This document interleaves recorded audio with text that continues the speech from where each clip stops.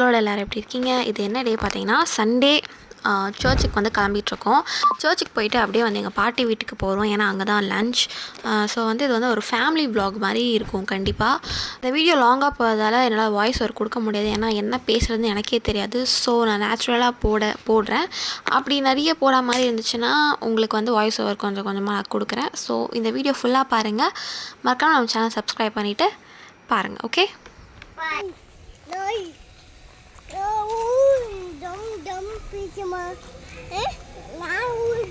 எங்கே போகிறோம் நம்ம? சர்ச்சுக்கா?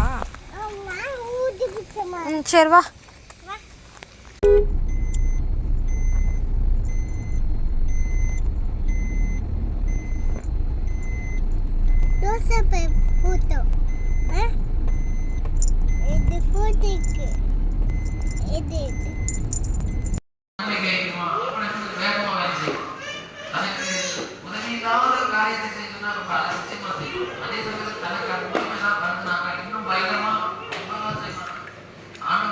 காய்ஸ் இப்போ வந்து பார்த்தீங்கன்னா காரில் வந்து ஒரு சாங் போயிட்டு இருந்துச்சு. சரி நான் அப்படியே போடலான்னு பார்த்தா அந்த சாங் திடீர்னு காப்பி ரைட்ஸ் வந்துச்சுன்னா கஷ்டமாயிடும், வீடியோவை அப்லோட் பண்ண முடியாது.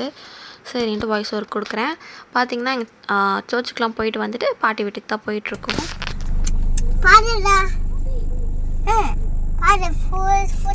இது போட்டுக்கோ. போட்டியா? ஓ சாக்லேட் எடுத்துக்கோ.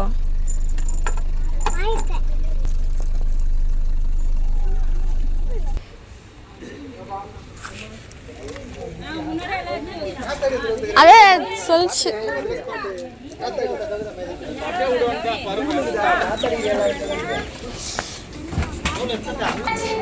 என்னம்மா பண்றாங்க? பிரியாணி செய்றாங்களா? பியூலா எங்க? அசினா ஜூலியாலாம் இது என்னயா இங்க? இது என்ன அங்க? இது என்னது? இது கறி. ஓ இது பண்ணியா தண்ணி ஊத்து. சரி சரி. அவன் எங்க வேலை செய்யறான்? ஏதோ தண்ணி.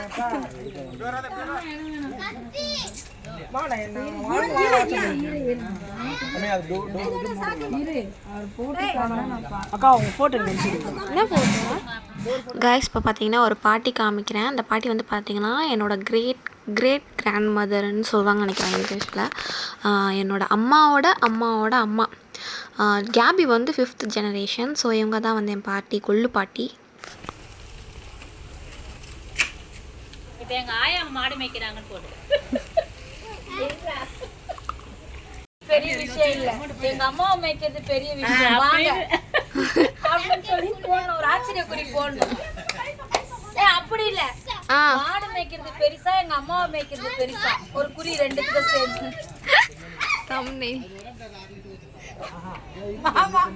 உங்க அப்பாட்ட பேட்டி எடுக்கணும், நீ அதை எடுத்து போடணும். டேடி அம்மா மேய்க்கிறது பெருசா மாடு மேய்க்கிறது பெருசா? மாடு மேய்க்கிறது ஈஸி தான், எப்படி டாடி சொல்றீங்க?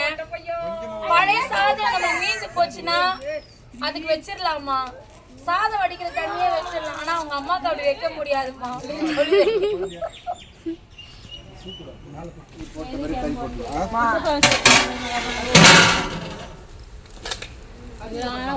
ஃபுல்லா ஒரு லென்த் ஆயிடு. கத்தி இல்லையா? வந்துச்சுங்க பாரு. நான் அப்படியே இந்த பக்கம் இப்படி வாடியே. போடு போடு. இன்னும் கொஞ்சம் கிட்ட போ. எங்க எடுக்குது இந்த பொண்ணு? ஏய் வாடா. வந்து போடு. என்ன பண்றது? உன்னை ஏத்தி அனுப்பி விடுவாங்க. ஏய் அது யாரு? அவரே போயிட்டா ரிட்டர் ஆகி. கேபியா? என்ன பண்ற? நீ சொல்ல மாட்டீங்க. ஏய் யாரு? கண்ணு ஓர குத்தி.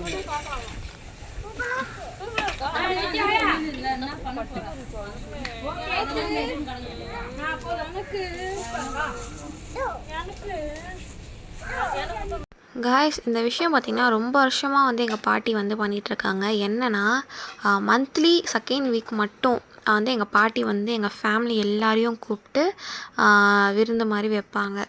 ஐ மீன் அன்றைக்கி லன்ச் இருக்கும். பார்த்திங்கன்னா ஒரு சில டைம் பிரியாணி, அப்புறம் வந்து பார்த்திங்கன்னா இல்லைனா சாம்பார் 65, அப்புறம் அந்த மாதிரி நிறைய மந்த்லி செகண்ட் வீக் மட்டும் செய்வாங்க. அதுக்கப்புறம் இந்த மாதிரி எதனா ஃபெஸ்டிவல் அந்த மாதிரிலாம் வந்துச்சுனாலும் எங்கள் பாட்டி வீட்டுக்கு தான் எல்லாருமே வருவோம். ஏன்னா இங்கே தான் வந்து ஃபேமிலியாக எல்லாருக்கும் நல்லா ஒரு ஸ்பேஸ் இருக்கும். எப்படி சொல்கிறது, இங்கே வந்து ஃபுல்லாக வெளியிலலாம் உட்காந்துட்டு ஜாலியாக பேசிகிட்டு இருக்கலாம். ஸோ இங்கே நல்லாயிருக்கும். இந்த எப்படி சொல்கிறது, இந்த மரம் அப்படி இப்படின்ட்டு நிறைய ஸ்பேஸ் இருக்கும், ஜாலியாக இருக்கும் இங்கே. ஸோ அதனாலே நாங்கள் வந்து எல்லாருமே வந்து இங்கே வந்துடுவோம். இது வந்து அப்பத்துலேருந்தே ரொம்ப வருஷமாக வந்து என் கல்யாணம் ஆகிறதுக்கு முன்னாடிலேருந்து ரொம்ப வருஷமாக, அது வந்து எனக்கு ஞாபகம் இல்லைனா சரியா, ரொம்ப வருஷமாக வந்து இந்த இது வந்து எங்கள் பாட்டி பண்ணிகிட்ருக்காங்க. ஸோ இதை வந்து வீடியோ வந்து எனக்கு நான் வந்து குட்டி குட்டி கிளிப்பாக தான் எடுத்தேன், என்னால் வந்து சரியாக எடுக்க முடியல. ஸோ எடுத்த வரைக்கும் வந்து உங்களுக்கு நான் வந்து அட்டாச் பண்ணி காட்டுறேன். எல்லாருக்கும் வருமா பாருங்க காய்ஸ். இப்போ வந்து எல்லோரும் அங்கே என்ன பண்ணிகிட்ருக்காங்க அப்படி பார்த்தீங்கன்னா காத்தாடி விட்டுட்ருக்காங்க. ஜோசப் வந்து அவங்க ஃப்ரெண்டுக்கிட்டேருந்து கேட்டு வாங்கிட்டு வந்து காத்தாடி கண்டிப்பாக இந்த சண்டே பாட்டி வீட்டுக்கு விட்டே ஆகணும் அப்படின்ட்டு நாங்கள் சர்ச்லாம் முடிச்சுட்டு வீட்டுக்கு போய் அந்த காத்தாடி எடுத்துகிட்டு வந்தோம். ஸோ காத்தாடினாலே எங்கள் சித்தப்பா, டேடி எல்லாருக்குமே ரொம்ப பிடிக்கும். ஸோ எல்லாருமே வந்து அங்கே தான் காத்தாடி விட்டுட்ருக்காங்க. அங்கேயும் பார்த்திங்கன்னா பெருசாக யாருக்குமே டிஸ்டர்பன்ஸ் இருக்காது. அங்கே வந்து பார்த்திங்கன்னா பெரிய அந்த பார்த்துருப்பீங்களா, பெரிய கிரவுண்ட் மாதிரி ஸ்பேஸ் நல்லாவே இருக்கும். ஸோ வந்து அந்த இடத்துல விட்டால் யாருக்கும் எந்த இதுவும் கிடையாது. ஸோ அதனால தான் அங்கே போய் அங்கே ஆள் நடமாட்டமும் அவ்வளோ இருக்காது. இந்த வண்டி போகிறது அது இதுன்ட்டு சேஃப்டியாக தான் இருக்கும். ஸோ அதனால தான் அங்கே போய் வந்து காத்தாடி விடுறாங்க. ஸோ அப்படி விடும்போது பார்த்திங்கன்னா நான் வந்து எங்கள் ஜோசப் கிட்டே அடிக்கடிக்கு சொல்வேன். அப்போல்லாம் வந்து எங்கள் சித்தப்பா, எங்கள் டேடி எல்லாருமே வந்து காத்தாடி விடுவாங்க. நான் சின்ன வயசில் இருக்கும் போது மொட்டை மாடியில் நல்லாவே ஞாபகம் இருக்குது. அப்போல்லாம் காத்தாடிலாம் ரொம்ப ஃபேமஸில், எங்கே பார்த்தாலும் அவ்வளோ காத்தாடி இருக்கும் வானத்தில். ஸோ அப்படி விடும்போது எங்கள் அப்பாலாம் சித்தப்பாலாம் வந்து விடுவாங்க.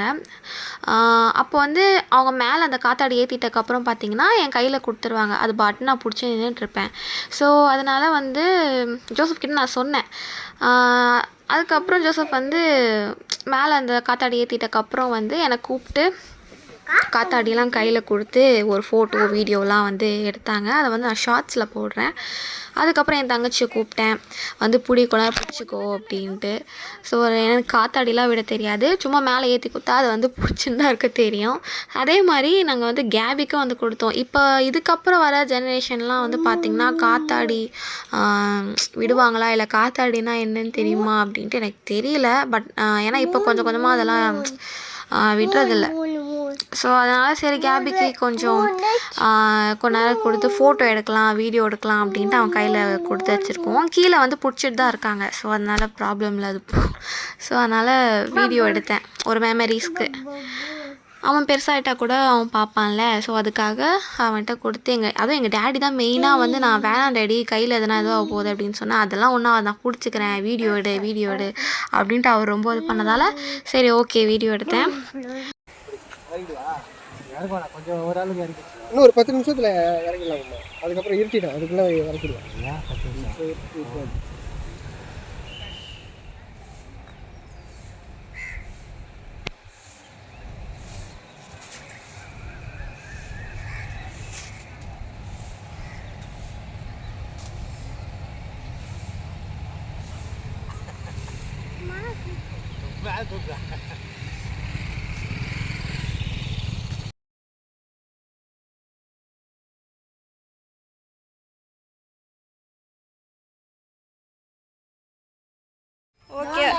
போறோமா, எங்க பேத்தி, எங்க மருமப்புள்ள, எங்க மகள்கள்லாம் வந்திருக்காங்க. அதனால என்ன செய்யறதுன்னு பார்த்தேன். பணியாரம் செய்யலான்னு இருக்கேன். ஓகே, அதுதான் பணியாரம் செய்ய போறேன். பணியாரம் செய்ய போறீங்க?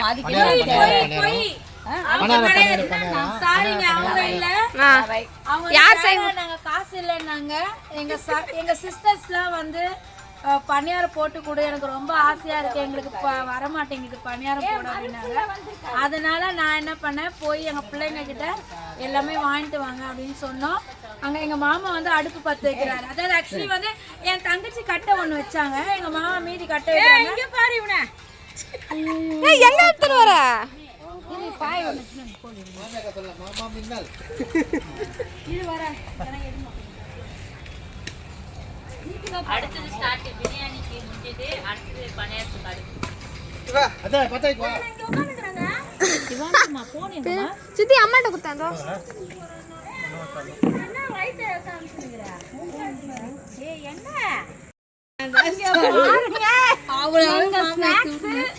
எப்படி இருக்கு நைட் ஆக ஆக இந்த மாதிரி ஆயிடும் டைம் ஆக ஆக ஏன்னா என் தங்கச்சி கண்ணு தெரியல இப்படி சுட்டுது எங்க அக்கா டைம் ஆகாம இந்த மாதிரி ஆயிடுச்சு நான் ஊத்தி இருக்கிறேன் பாரு ஓகே காய் சொல்லுதா நல்லா கிளிப்ஸ் எடுக்க முடிஞ்சது. அதுக்கப்புறம் பார்த்தீங்கன்னா பன்னீர் நல்லா தான் வந்துருந்தது. ஓகே இந்த வீடியோ பிடிச்சா மறக்காமல் லைக் பண்ணுங்கள், ஷேர் பண்ணுங்கள், மறக்காமல் நம்ம சேனல் சப்ஸ்கிரைப் பண்ணிட்டு பாருங்கள். நெக்ஸ்ட் வீடியோவில் உங்களை பார்க்குறேன். டாடா பாய், see you, thank you so much.